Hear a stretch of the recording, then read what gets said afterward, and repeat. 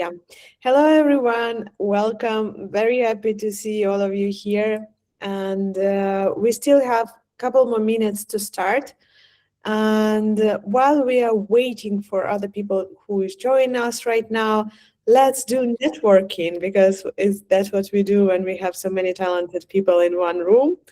I will send my LinkedIn in a chat, and we will check if chat works.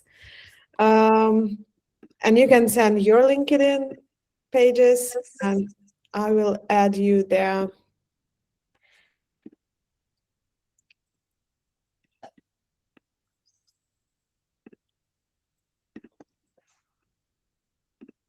Okay. Hey, Vandad. Nice to meet you. We will wait for a couple more minutes doing this LinkedIn networking, and then we will start.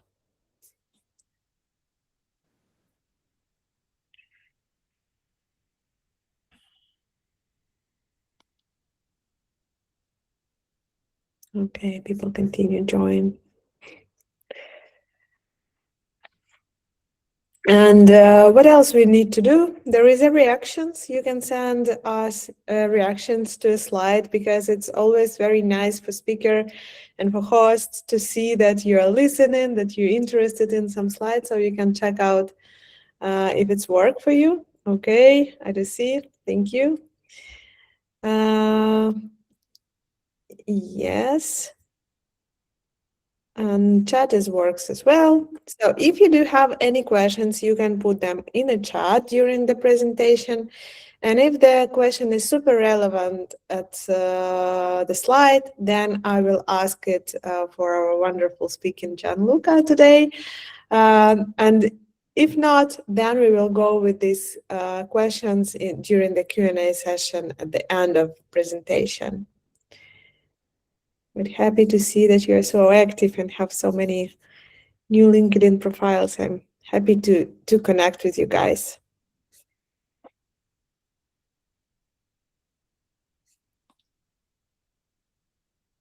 Okay.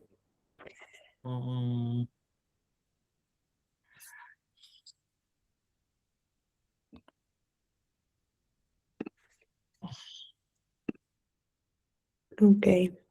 Check that your mic's off. We will see how many people will be, but it's already over 50.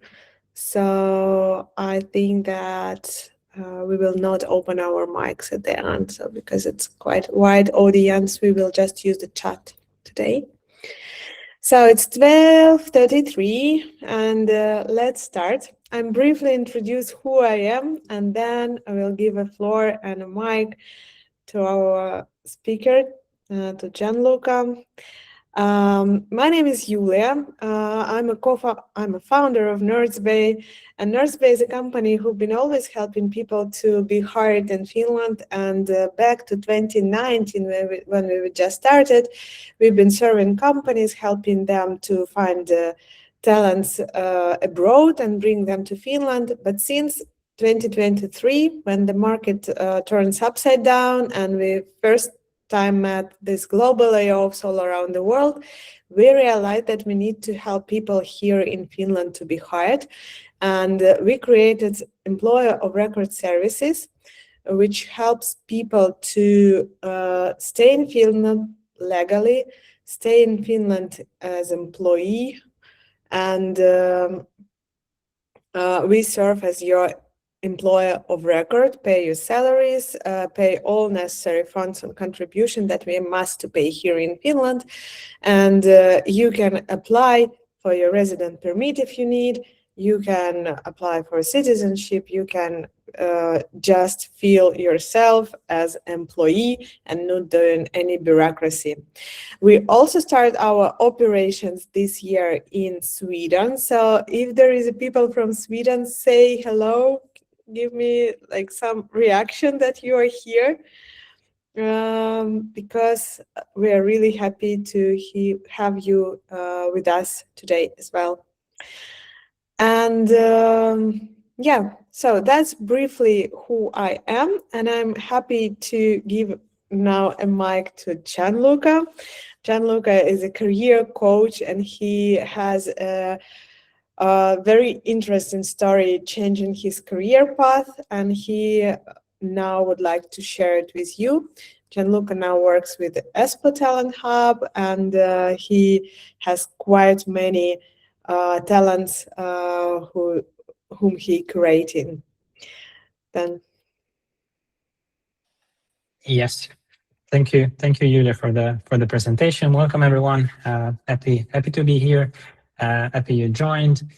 I'm curious if you can drop in the chat while we start, if you are switching career, or if you have switched career from what field to what field. I'm just curious to hear while we go. But let's dive in. I will share my screen, and then we can start.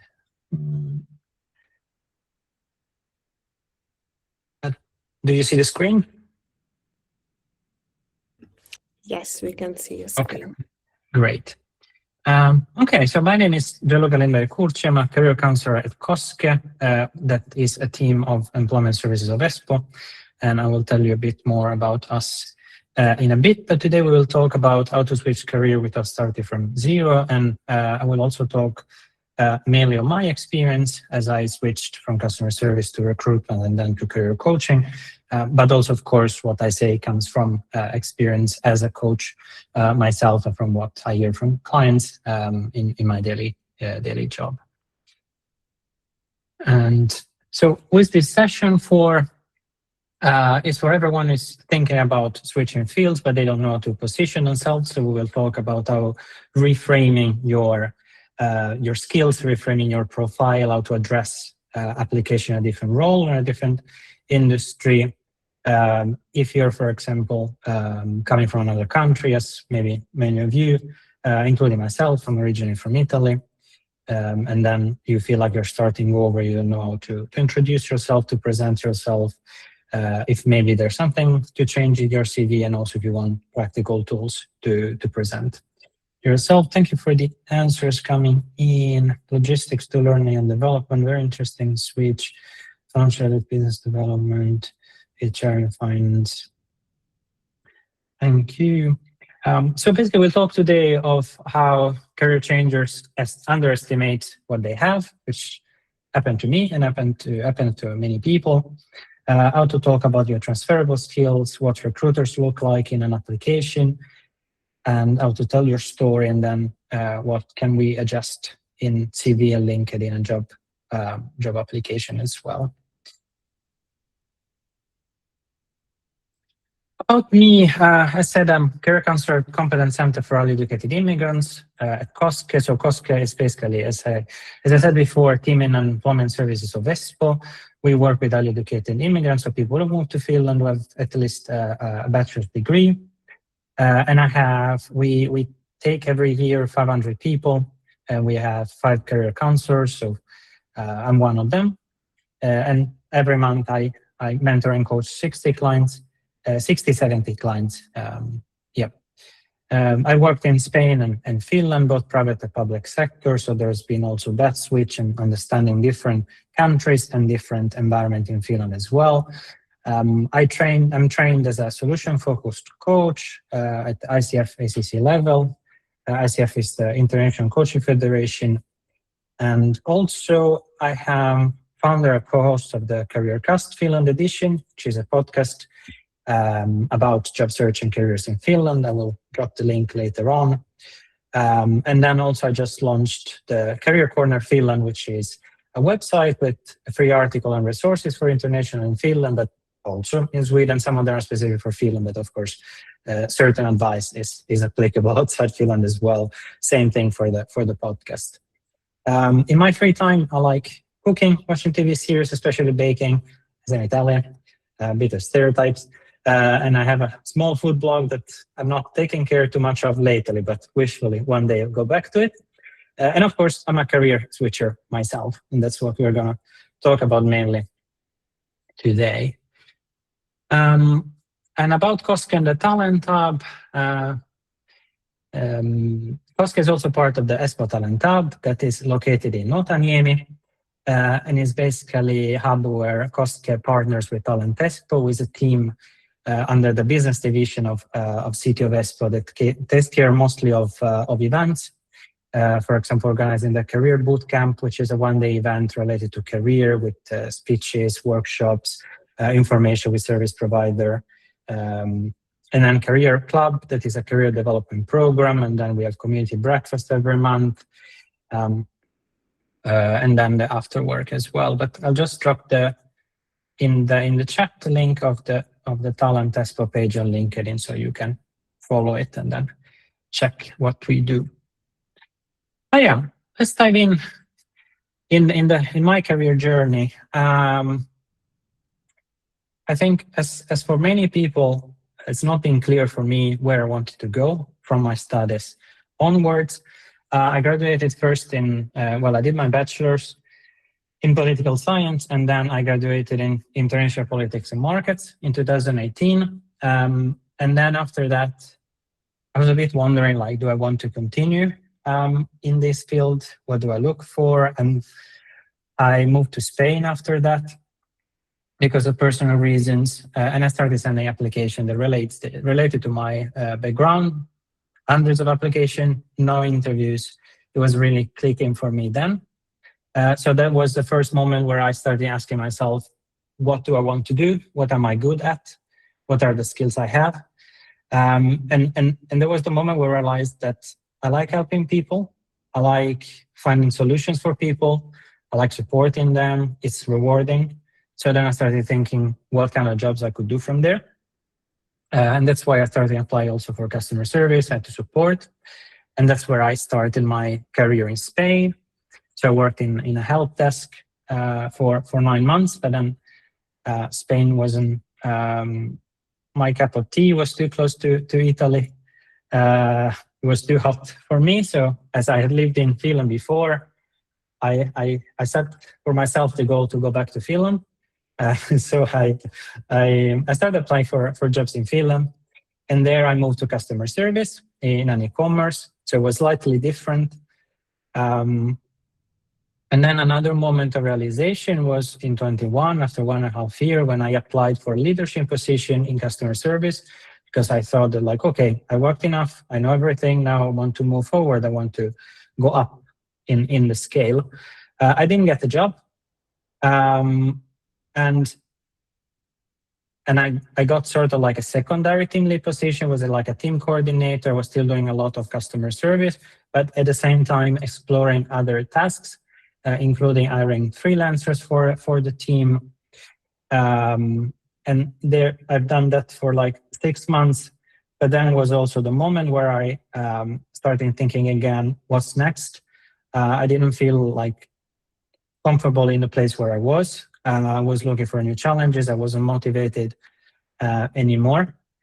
So I started looking around and I was like, where can I transfer the skills I got in customer service to what jobs? And also taking into account the current situation. I didn't speak Finnish at a working level back then, so I could not work in Finnish.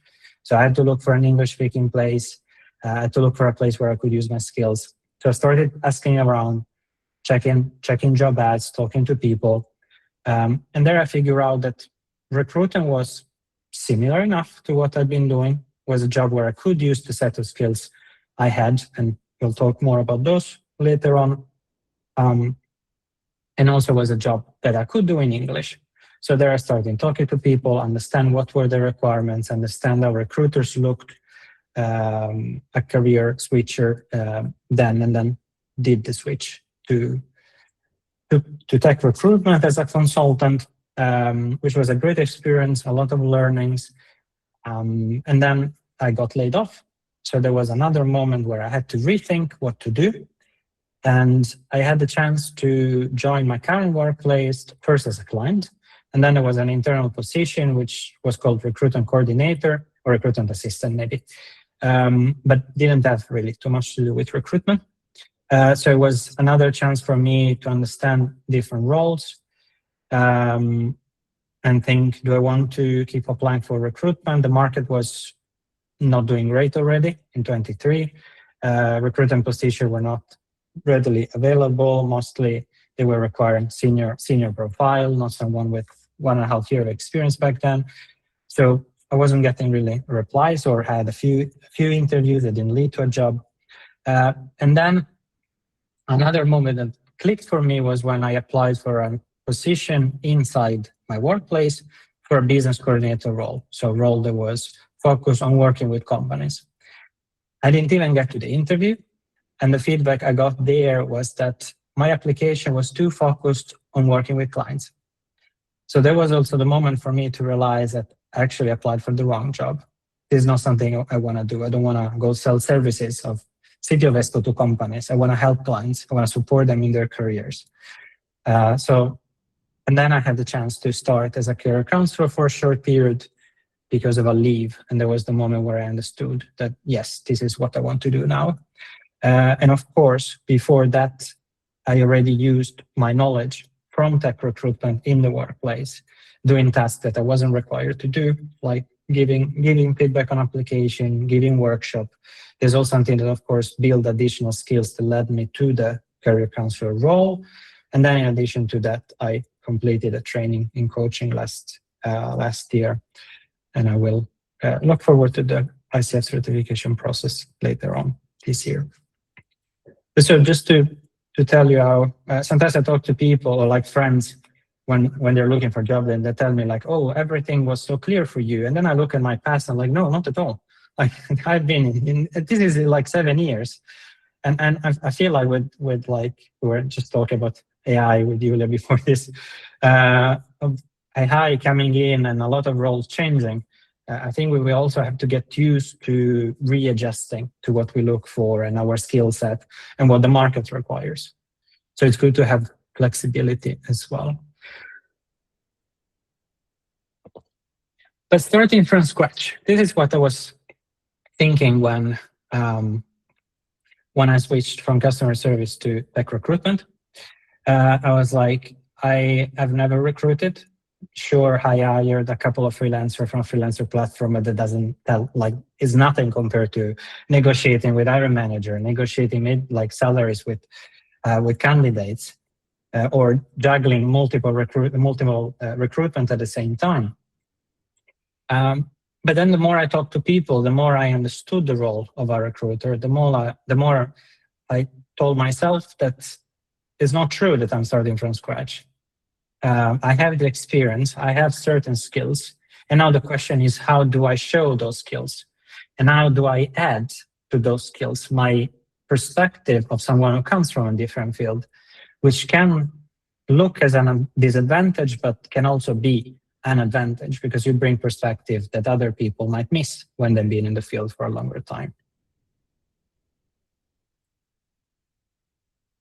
So usually there is this blind spot of transferable skills that people go through when changing career, which are basically misconceptions. The first is my experience doesn't count. As I said, coming from customer service, I thought I didn't have enough experience. I didn't have knowledge of what recruiting was. I didn't have knowledge of tech recruitment. But on the other side, as said, I had my set of skills. I had the perspective of someone new in the field, which also means I had the perspective of someone who could do things differently. And that's also something to bring up. Then starting over was another fear, another misconception. Of course, I started from a junior position in recruitment because there was a lot to learn, but I wasn't new to work. What I knew didn't just disappear because I switched to recruitment. So it was more about how to learn what I'm missing while using the knowledge I have. And also when it comes to career switchers, what's most important is the story you tell. And to be taken serious, it doesn't matter that you don't have the experience in the field. It's more, again, how you present yourself, how confident your story is, how confident is the reason for switching, and what is the homework that you have done to understand the field and to work in that field. And now to do that,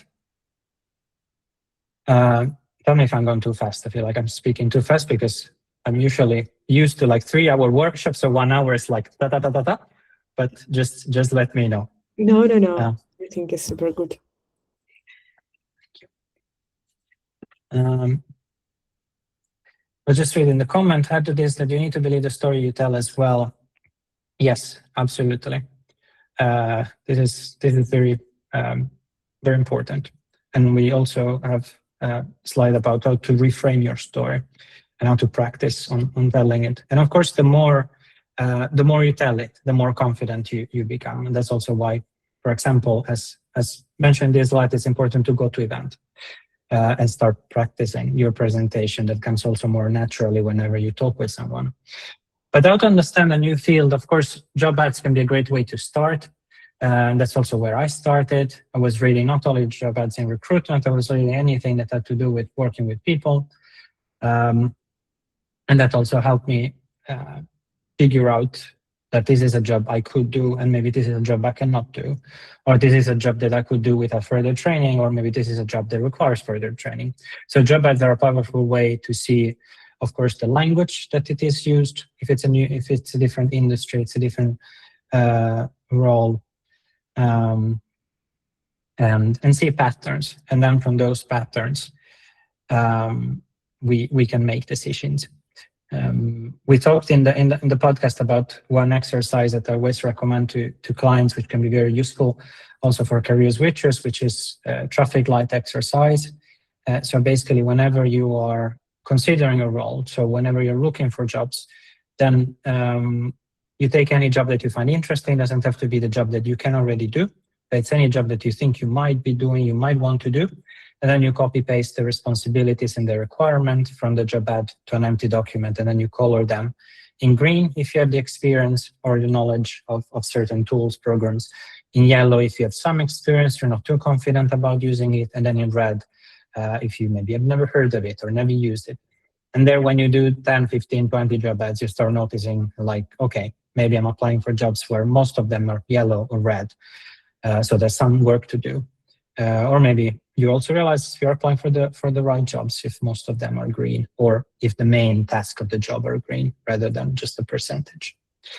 So job ads are a great way. Then, of course, LinkedIn pages, industry newsletter, podcast of people in the company, in the industry, also to see how they talk. Like, do you feel like it's exciting for you to hear about marketing? It's exciting for you to hear about sustainability? I can also give you a perspective like, yes, I want to do this, or like, maybe not much. Then, of course, talking to people. Thank you for the reminder of do not fall for imposter syndrome. Absolutely. And I think that's maybe much more common than we think. Well,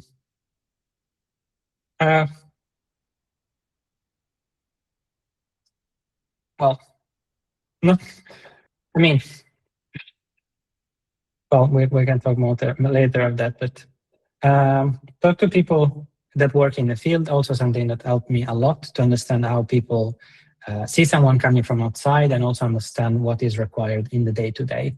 So that helped me figure out, okay, this is what a tech recruiter does. This is what the day-to-day is. This is what I would have to be doing.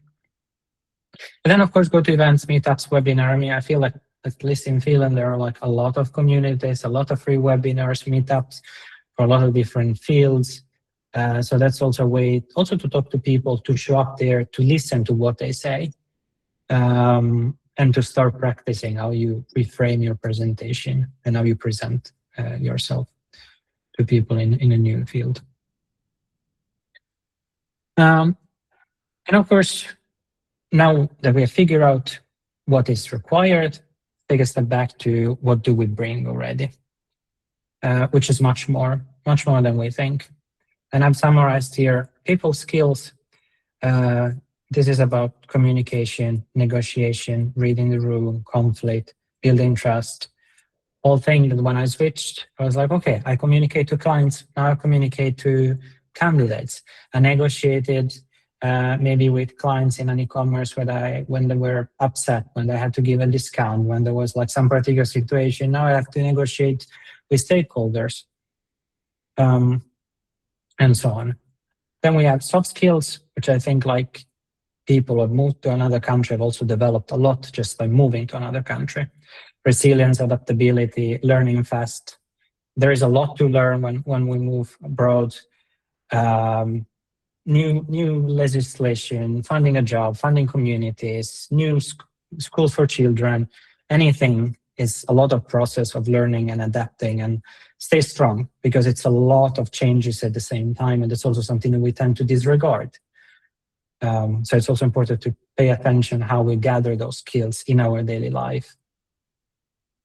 Process skills are more about how you get things done. So the project you have done, how you work with information, how you structure what you do, your deadlines that you hit. Those are all things that stay there, that are done, that those are the things you have accomplished. And of course, also on sort of the same side, your results, your credential, your education doesn't go away, your experience doesn't go away, what you have achieved in the previous work or elsewhere doesn't go away. And as I mentioned also, that will be later. So where do skills come from? There is also often, I feel like talking with clients, the idea that like skills only come from a job. So I don't have a job, now I don't have anything to offer. Maybe my job has been 3 years ago. Or maybe we get fixated on job titles and like, okay, I cannot find the same job, so I cannot do the same job. I cannot find the same title, so I cannot do the same job. But of course, job titles can be different. So when it comes to understanding your skills, it's also about understanding, not looking just at the title you have had, but what problems have you solved? How have you developed your communication? What kind of relationship with whom? What kind of stakeholders? What problems, what moments, like things maybe went wrong and then you fixed them. Like these are all things that come and build skills. But employment is just one of the areas. Then volunteering is a great way, above all in Finland, and this is something we talked about in the latest episode of the podcast, because we interviewed a talent acquisition specialist to change her field, coming to Finland, volunteered, and then realized through volunteering what job she could do, and she ended up in recruitment as well. But volunteering was a great way to work on different projects, to meet new people, to understand how things work in Finland, how to network, how to build projects, and all things that then you do also in many other jobs, and also deliver results, and then you can show those results. And the same thing with hobbies. For example, if you're switching to marketing and you have a blog, you might have worked on content creation. You might have worked on SEO. You might have had experience with paid ads. There are a lot of things that you can do outside of your work that can lead you to a different profession. The same with podcast. Skills I have developed doing a podcast are different from my work. Skills I have developed building a website, a blog, are different from my work. So these are all things that can help us prove and show the skills that we have.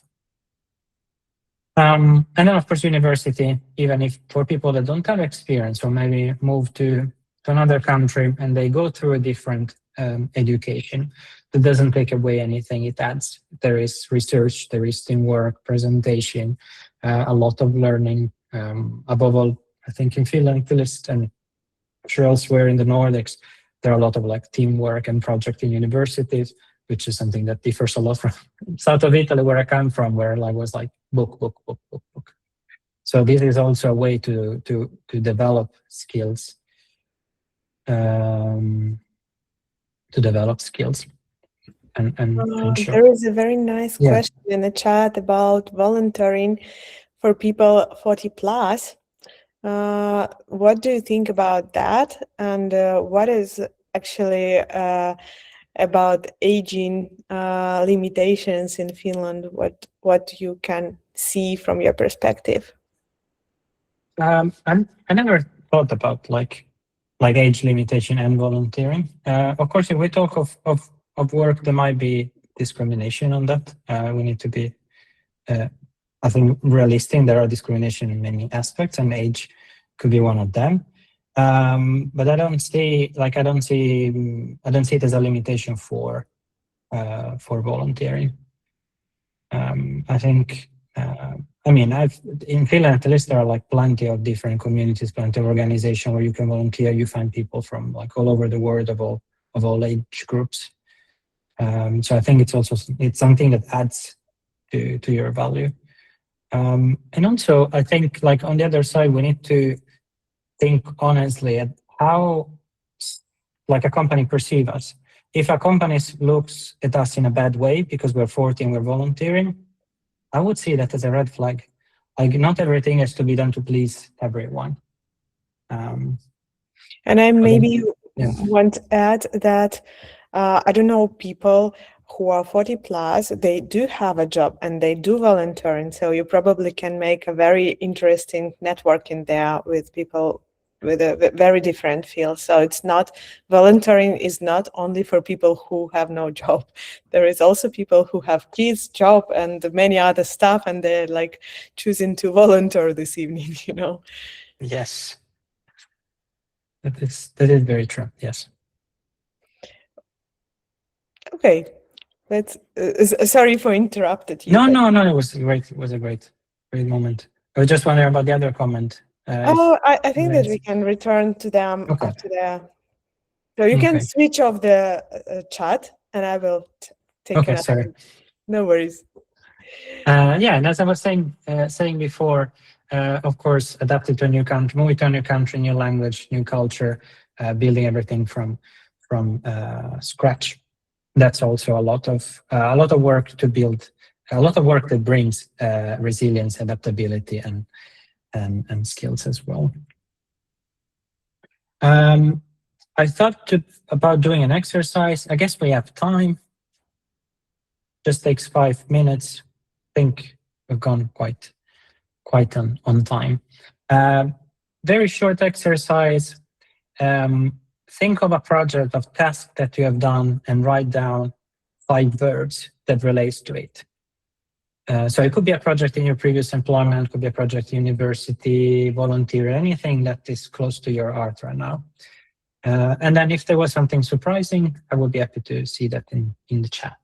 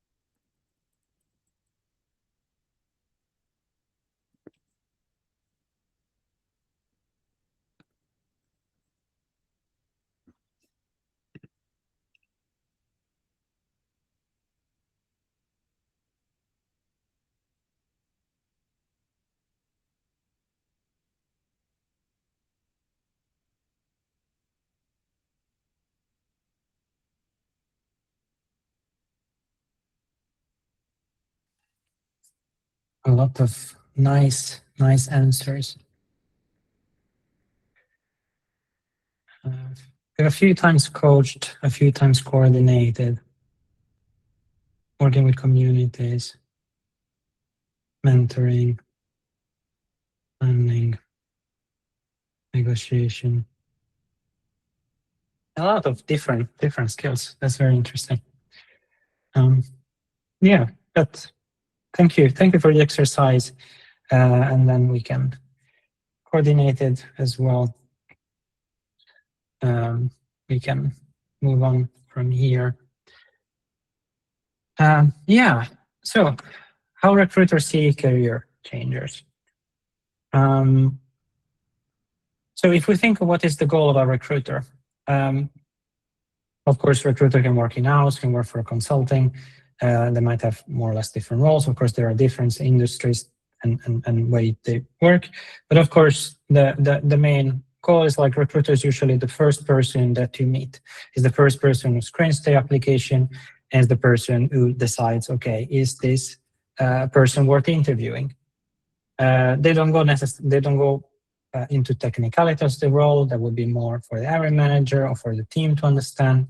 That is more like, can I present this person? Can I think this person is worth a shot with the hiring manager? So in case of career switchers, what I've done personally, we'll talk a little bit soon about CV and LinkedIn as well. But here, clear narrative thread. So I'm switching to recruitment because I want to work in between candidates and companies and support both sides. I want to be an intermediator. I want to make people happy. I want to, on one side, support companies' growth, and on the other side, I want to support the next career stage of candidates. So that was my narrative. That was where I wanted to make a change. And the way that made sense for me was that I came from customer service. So I was doing something that was rewarding. I was doing something I was helping people solving a problem. Same thing for IT before. So the next step was, okay, what is something even more rewarding? What is something where I can even have a bigger impact? And the same thing has been for me then moving to coaching.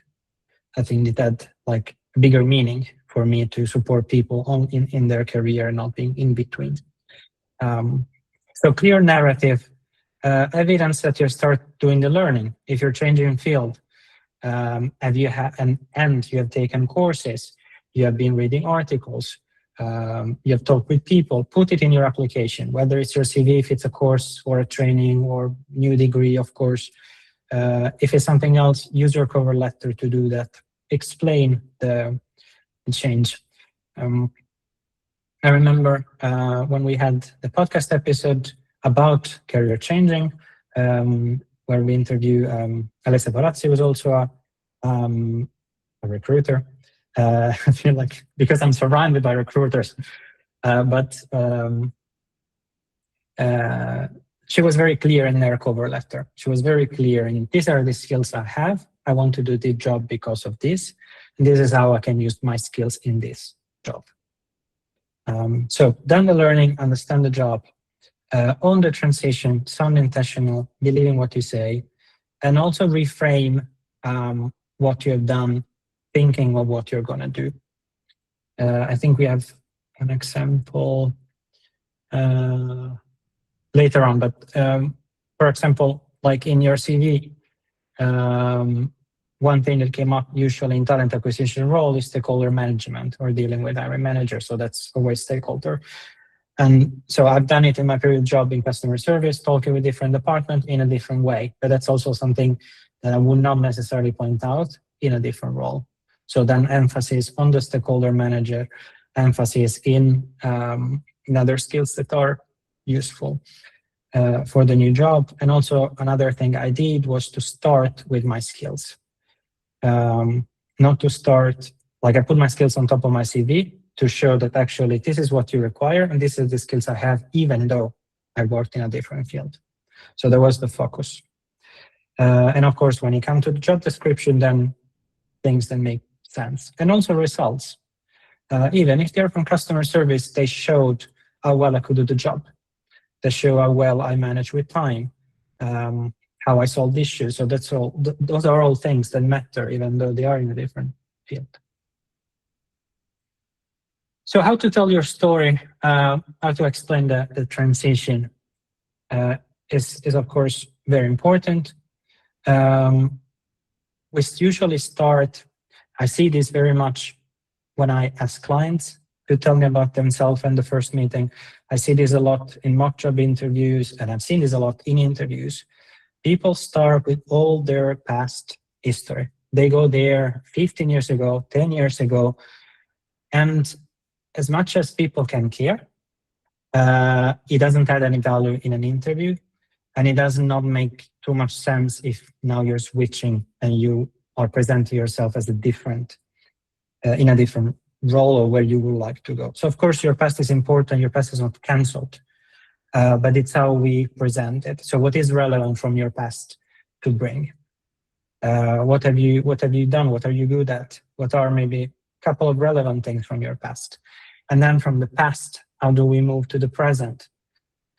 Which is the most important part. So what has happened in your past to lead you to the present? What have you noticed?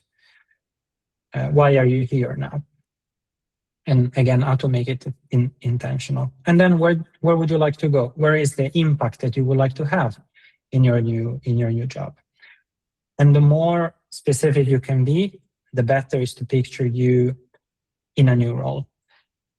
And I say this not only related to this topic, but in general, whenever you're introducing yourself, the more specific, like if you're in networking event, if you're talking with employer, the more concrete you are with what you want to do in a company, the better is to remember you. Because I hear, for example, a lot, I want to work in HR. Like HR is learning and development, payrolls, might be talent acquisition. It's difficult to picture people. Of course, it doesn't mean that you already have everything figured that out, and that's okay. But it's also like a push for you to think a bit more what you would like to do. How would you like to use your skills? What impact would you like to make?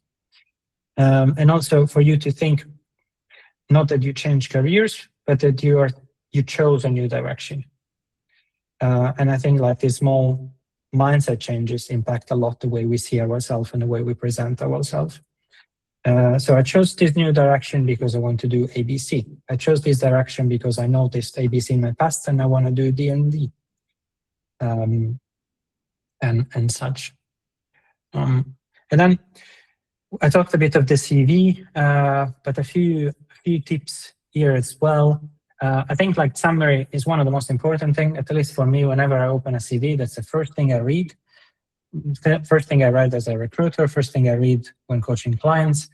That's like the first impression that I have. So I think like when switching career, that has to be very clear, that you move forward, that you explain why you're moving forward, that you explain that you are moving forward. And to make it clear also there. So that's also your chance to practice your story, to explain your transition. If you have a summary that tells mostly about what you have done before, then I would be thinking like, okay, is this person applying to any job? Why is this person applying to this specific job?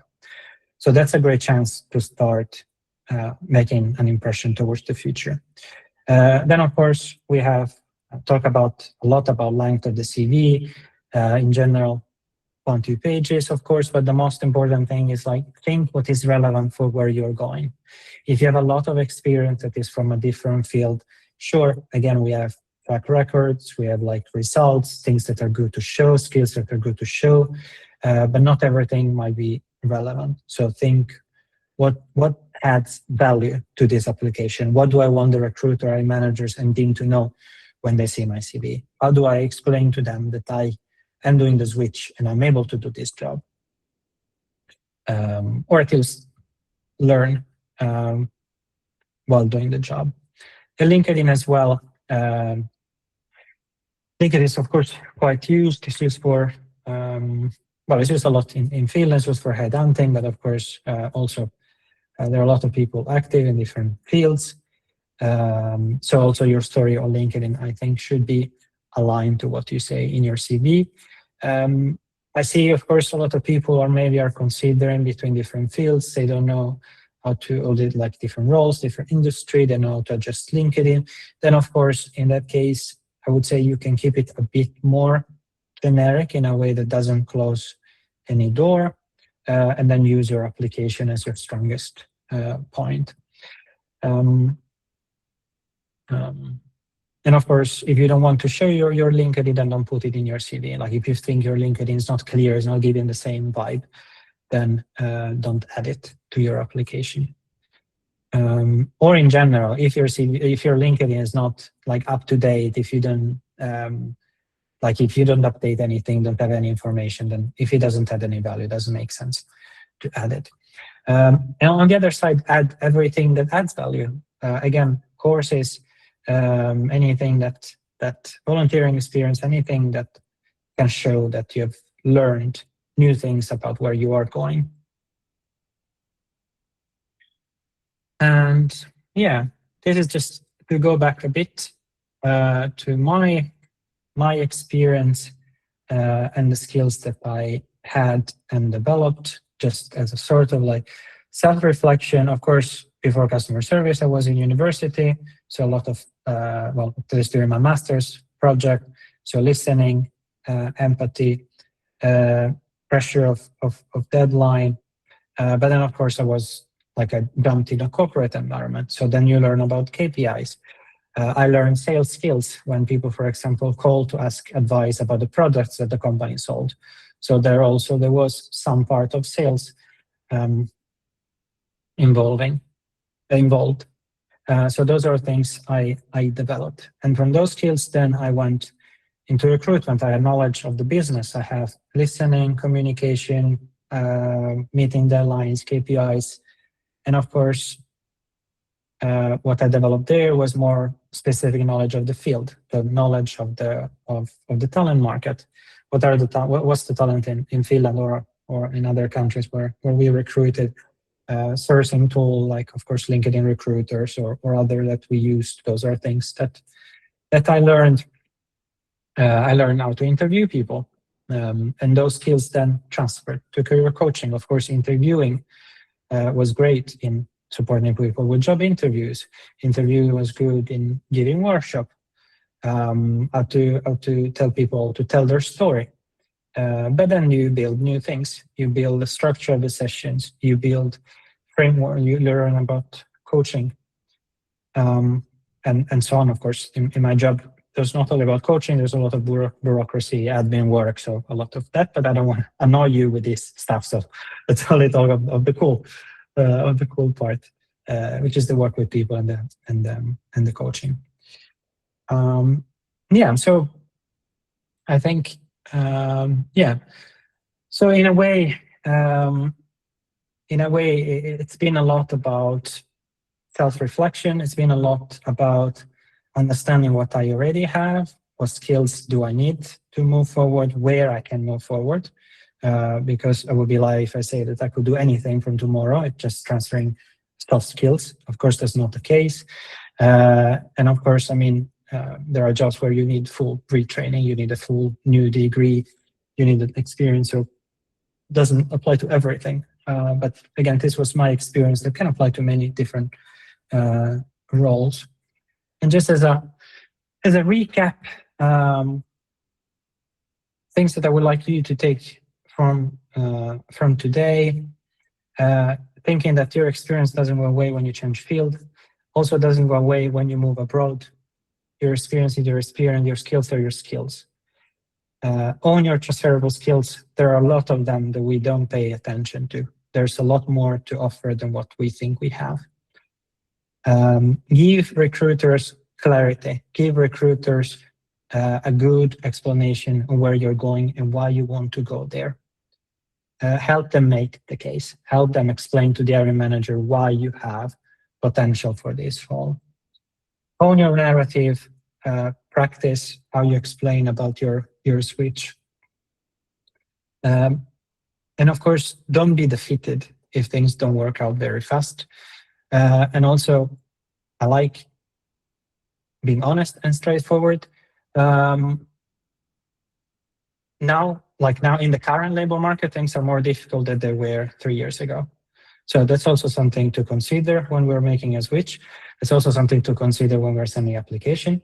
So it's also good to keep in mind that things are more difficult and that we need also to think a bit outside the box.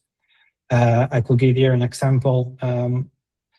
I was working with a client a couple of weeks ago. They are doing a switch to a field that doesn't require necessarily too much training. They were applying for a junior position. The person was taking a course related to that. And of course, they put in your CV, it's like, I'm switching to this field because I would like to do this and this. I'm taking this course. And I still felt that what maybe was missing there was something more in terms of explaining why the switch. And the job ad gave an opportunity because in the requirement, for example, there were like a couple of points on like bringing new perspective to this role because it was a junior role, bringing new ideas on how to do things. And that's also your chance to go the extra mile. Now, I understand job search is stressful. It's tiring. It takes a lot of time and a lot of energy.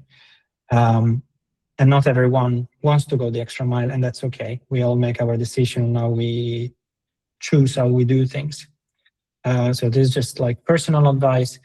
I would always focus on fewer application, but really like give 100%. Above all, if you're switching fields, spend time networking with people from the new field. Spend time going a bit the extra mile, trying to do something extra that shows your extra motivation and your skills and maybe your perspective. It might also be just like a small idea in the cover letter. It doesn't have to be anything extraordinary that takes 5 hours, but just something for you to think. And then just 3 things if you want to do by the end of this week.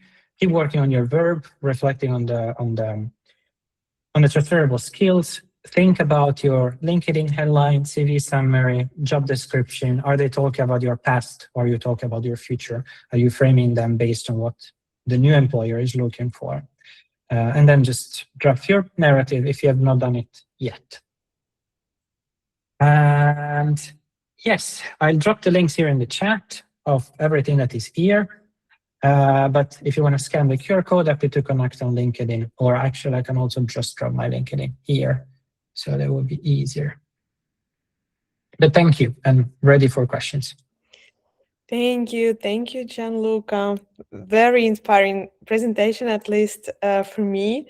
When you've been, from the very beginning, showing that you've been like in a help desk, then in a customer support, then in a recruitment, and I've been thinking that what is the point, and then at the end you show me how you connecting these dots, and it's giving like such a huge explanation, and everything seems super clear. Like that was a real road. Why you didn't see it before? There is so many questions, and one from Shrishti, sorry from my pronunciation. She's thankful for your input. How do you feel about the length of your story when answering the interview question? I once had a lot to say about my achievements and what I had done, but the recruiter asked me to keep it shorter. What are your thoughts on that? I would say usually not to go over 1-2 minutes. I know we want to explain everything. And I mean, of course, like now that I had the chance to explain all my story, I would say, why not? But then if I'm applying for a role X, let's say I'm applying for a career coaching role, of course now I have experience, but then like applying, let's say, for the recruitment assistant role in Koske, coming from recruitment, I didn't start from the beginning. Of course, I started from recruitment and also explain things that made sense in the whole story, which is helping people, supporting people. So that's of course the key to the past experiences as well. Mm-hmm. But it's also like from a recruiter point of view to understand like why you're applying for the job. So then past, present, future. Sorry. Mhm. Go ahead. Yeah. I just wanted to add that from my perspective, interview you should consider as a dialogue, not as a monologue. It's not like they are asking you questions to know everything about you, but it's the dialogue, how you can feed this team, how you negotiate the topic. So it's also like a lot of about how you just to have this dialogue with recruiter. Often, there is another question from Rina. Often job seekers feels that if they skip mentioning some experiences in their CV, could that come across hiding or not being completely transparent? What are your thoughts about that? So if you hide something and showing only what you would like to show, some people might see that it's hiding. I don't have all my experience in my CV, or at least like I have the job titles for the oldest ones. So that's like, if you really want to keep them, I always say like keep the job titles, so you're not hiding anything, you're presenting everything, but then focus, like use the space of your CV for what makes sense. Yeah, just that. And of course, on LinkedIn, I have everything with all like achievements and work tasks of every job before. So I put my LinkedIn in my CV if there is a need to check that. Thank you. And could you make a comment about Robin's statement? He's saying that in Finland, it's illegal for an employer to look you up on LinkedIn if you yourself didn't put the link on to your LinkedIn in your application. Do you know about that, and any comments? Yeah, I mean, I remember when I was a recruiter, at least that was the case, that we could not look up for people on LinkedIn if there was no LinkedIn. So I guess that was the matter. And there was a thumbs up from Marina, so I'm assuming she agrees as well. Yeah. Andres asking, do you believe it would be easier to get a job in a total different area by having done any course regarding the new subject? What could you really actually help in this case? I think it's impossible to answer without knowing like the specific field. Of course, when I did the switch, there was no need to take any course. Of course, I understood a lot what like recruiting was, reading articles, talking with people, but I didn't take any course on like tech recruitment until the moment I started. So it always depends. And that's why I think a lot is about doing research. A lot is about reading job ads. A lot is about talking with people in the field, because it might be very different. And I think whatever people in the field tell you might also be different from what I can tell you, because they have the direct experience in that specific field and those specific roles. One thing I see often, for example, is people like thinking that certifications are the most needed things ever, and then they realize that that's not the case to enter to work in a different role. So my recommendation is just talk to people that work in the field where you would like to work, and try to figure out from there. Yeah, and now I'm scroll up to the very first questions about volunteering and unpaid traineeships. Do you think that this unpaid traineeship might be useful not only for juniors but also for experienced people, such as I don't know, like 40 plus, and they being like a senior, let's say. Senior customer manager, but then they became a unpaid trainee in some other field, maybe because of the relocation process and new environment and so on. How it's looked like in a CV? I think it's a very, very interesting question that comes up often. Now, I think first of all, like if we look at like internships, they're usually done during university or for recent graduates. I don't think it's legal to do unpaid, like it's not legal to do unpaid internships. or at least from my work perspective, that is considered anyway work. So then there is, for example, the work tryout, which is like an agreement with employment services where you keep receiving unemployment benefits and then you can work without getting paid by the company. And I think personally in my job, I always discuss it with clients when I think when it could be an option for them, but I always discuss together, let them choose if it's something that they would like to take. I think it's also something personal. It could be a good idea in specific situations. For example, if people have been away from the labor market for a couple of years, if people maybe need additional skills to work in a new country. And also it could be something short. It could be like 1-2 months. So it's not something that I would recommend to everyone.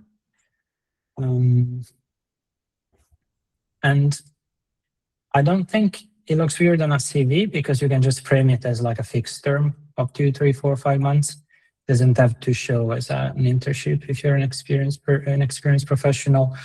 But also, I would not move to a new country and start with the mindset that, okay, I need an internship to work here. So the idea is like, okay, what skills do I have? What have I done? How can I translate that to this country? Let me talk to people that work in this field. Let me understand how my skills can be used. So that would be my starting point, because that's also something that happens a lot when I see new clients. It's like, I need help with an internship. Or like, maybe you don't. If you worked a long time in your field and you have the competence and you can use your skills here, most likely you don't. But I think that's always like an individual conversation to have. I don't think there is like a answer for everyone. Mm-hmm.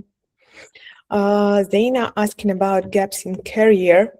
I read a lot about it. What is your opinion? What to write about it? Gaps in career. I think also gaps are, well, first of all, I would say it depends how long the gap is, in the sense that nowadays in this labor market, I think like usually recruiters and hiring managers are used to seeing long gaps because of unemployment. I don't think anyone will be surprised to see 6 months of unemployment or even 1 year of unemployment, because that's very common. So I wouldn't worry too much about that. And of course, what I would do in those cases is explain how you have used that time. So if you have taken, for example, courses, if you have done volunteer project, if you participate into communities, if you have done side project, that can show that you have kept up with your skills. That's always very good. So that's something that I would write. Then, of course, I think it's also very individual, the choice of what we want to write. It's our story. There are people who take gaps because of mental health reasons, and that's not something that people have to put in their CV. And maybe they didn't have time to take courses, maybe they didn't have the energy to take courses, and that's okay. And I don't think like interviewers, like recruiters and companies are supposed to ask. Some will. That's also like for you to know and be ready to answer. And if you don't want to say the real reason, then you can keep it generic. But I would say in other cases, if you want to own it. Also, write down things that make sense. Sometimes I see, for example, gaps of 2 years in CV because people were an integration course in Finland, but they didn't mention it at all. And I think that's very important to mention. You worked on the language. You were like full-time studying and full-time looking for a job. So own it. Mm-hmm. And Asa asking, I feel invisible sometimes, rather most of the times, and think I can do everything. How do I control the itch to apply for everything? Oh, I went through that when I first started looking for a job. And honestly, I see many people that go through that. I see both ways. I see people who start doing that and then they realize they have to narrow down. And I see people who start by narrowing down and then they get tired and like, no, I need anything. I will start applying for anything. So I understand the point. And the truth is that that doesn't work. That doesn't work because you take a lot of energy. You look for different places. You apply for different jobs. You have to customize your application for many different things. And your chances of getting there are like getting anywhere are not that high in the end. So I know it's difficult to prioritize, but I would do maybe some sort of like self-reflection on what is important for me now. What kind of job would make the most sense for me? Self-reflection about your values, self-reflection about your skills, self-reflection about what you can bring to the market in this moment, and also reflection about the market itself.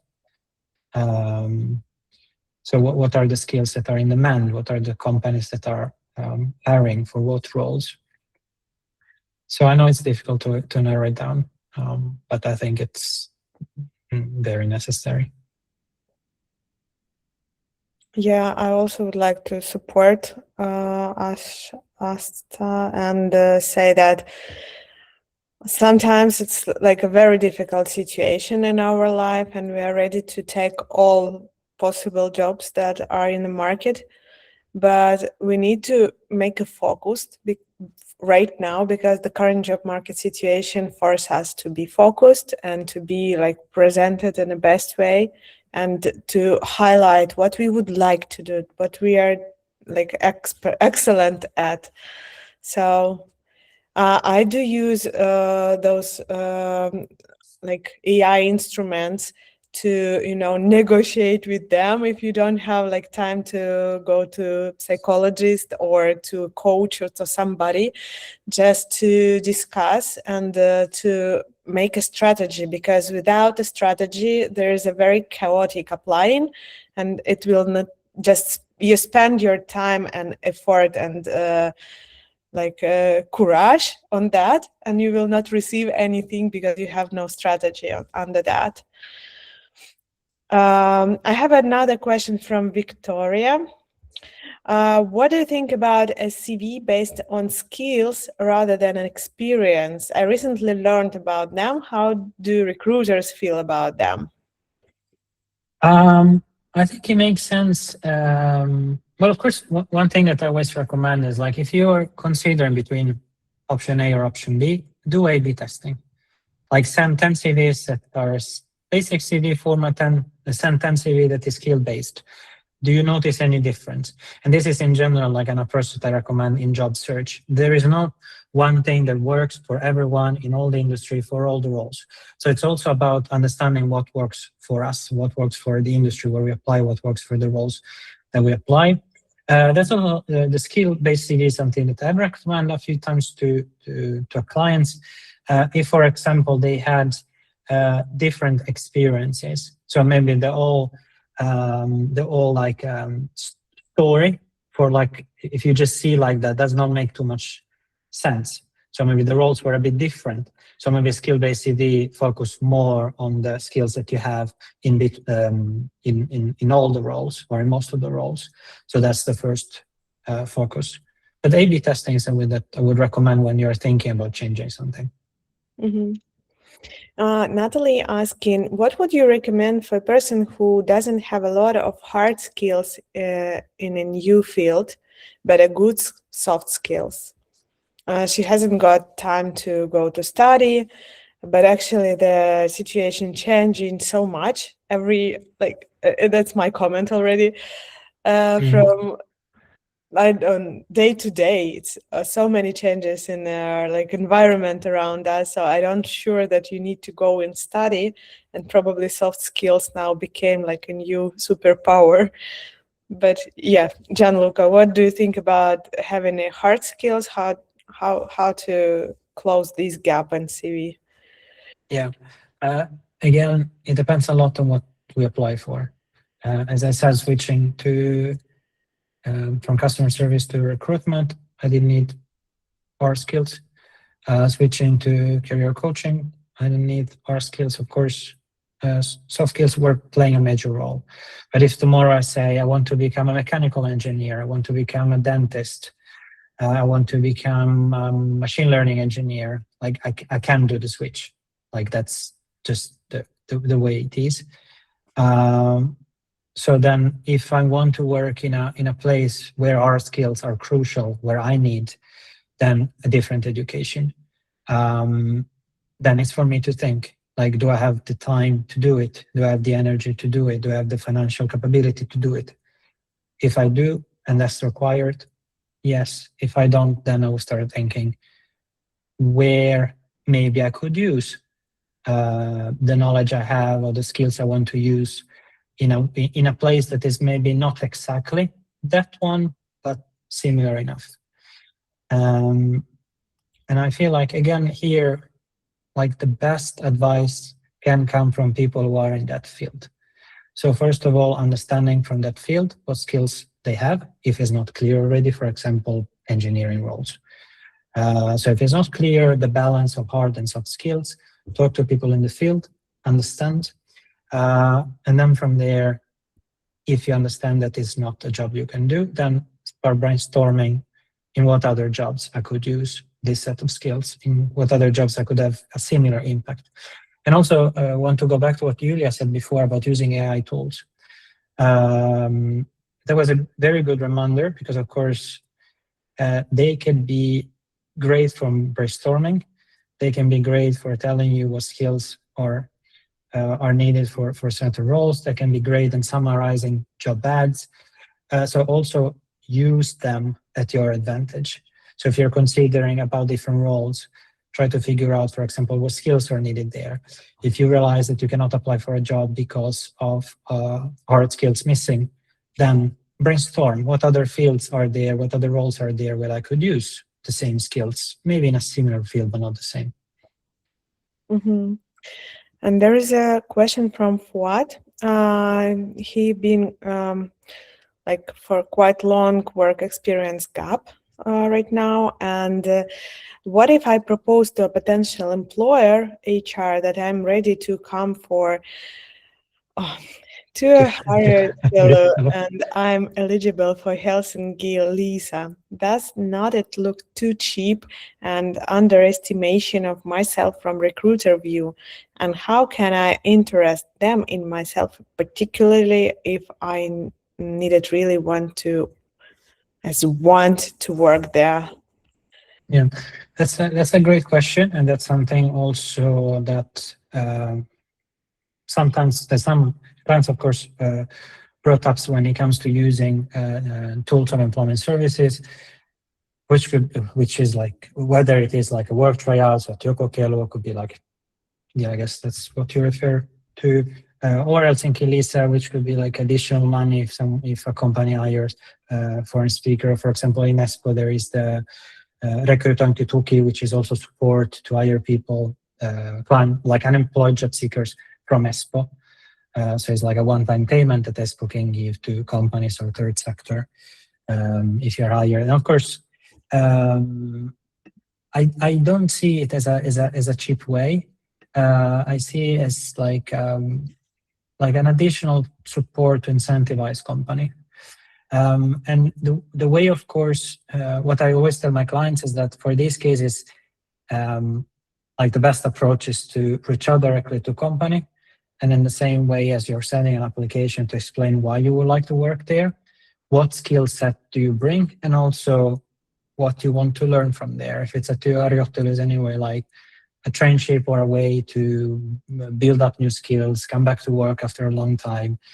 And again, I think your honest view after 2.5 years in my workplace, not every company will be super happy and enthusiastic about like, okay, like we don't have to pay anything, so let's take someone. There are companies who are very happy, and there are companies who will not answer. There are companies who don't know about it. There are companies who will tell you, no, it's illegal because we have to pay you because they don't know. And that happened. And there are like many different cases. So nothing will work 100%. But I think also in this case, it's important to understand like what companies you would like to approach, why to approach exactly those. And if you have contact with those companies, like building relationship could also be a way besides approaching them directly. Of course, if you know people from companies, that could help. But I've had clients starting with the work tryout and then getting hired more than once. So it's something that, when it makes sense, I would recommend. But again, I said before, same thing of like, be ready and be strong to get rejections, because they will come even when you tell them you don't have to pay a cent to have me work there. They will come, and that's the reality. Mm-hmm. So I think that we will take probably one more question, because it's already quite a lot of time, and I know that you have a meeting after this presentation. So let's take one last. Can you say something about starting a career switch by working in a parallel part-time jobs? For example, reducing your work in a previous field while starting small in a new one. What do you mean by say something? Like, What is your opinion by this very soft shift? I think it's just an amazing opportunity for you to do so. yeah, I don't know what you do, yeah, Gianluca, yeah. but Of course. Like, if you can negotiate with your employer to, or if you already have like a part-time work, or if you negotiate to reduce working hours to explore other options, and you invest the rest of the time in a new field, I mean, why not? I think things will be great opportunity. Mhm. And probably the very last question from Zaina. If one has been 18 years in the latest role, should she or he put just this role in her professional experience section of the CV? Um, 18 years. Good question. I've had a few clients, of course, who worked in the same company for a very long time, and I've seen that in Finland, and I've seen that coming from abroad. There, I would focus on how your role has evolved, and that doesn't mean necessarily like title promotions. I mean, in terms of tasks, I mean, in terms of responsibilities, there has been anything new that you've done at any point. So maybe I would also start framing it in a way of what has changed. Because of course, from like hiring point of view, if a person has been like 18 years doing the same task, it might be more difficult to be flexible, adapt to new skills, adapt to new place. So there might be also that fear. So then how to face that, how to challenge that, showing that anyway, like tasks have changed, stakeholders have changed. So what have you learned in these years? And also, if you take additional like trainings and courses in these years, there's anyway like additional knowledge that piles up on top of your work experience. Mm-hmm. Thank you. I think that we have done. And you know, in a chat, that people already start connecting, organizing some brainstorming on each other's situation. And I think that this is like the best thing that might happen, because when people like starting to join in a groups, they can create, you know, new value and even create new projects. Thank you, Gianluca, for your great presentation. It's like motivated us a lot to rethink about our paths, because we live in a such changeable environment right now. So everyone needs to be very flexible. And that's why I believe we all need that. And thank you so much. And thank you guys for listening and for being such a warm audience. Very Thank you, enjoyed this Julia. session. Thank you so much for having me, and thank you everyone for the question. I just dropped in the chat the Slack community of the Career Corner Finland if you want to join there as well. But happy to connect on LinkedIn, and amazing audience. It was really, really a pleasure. Mm-hmm. Thank you so much. And thank you, Gianluca. Pleasure to have you here. I will stop the recording now.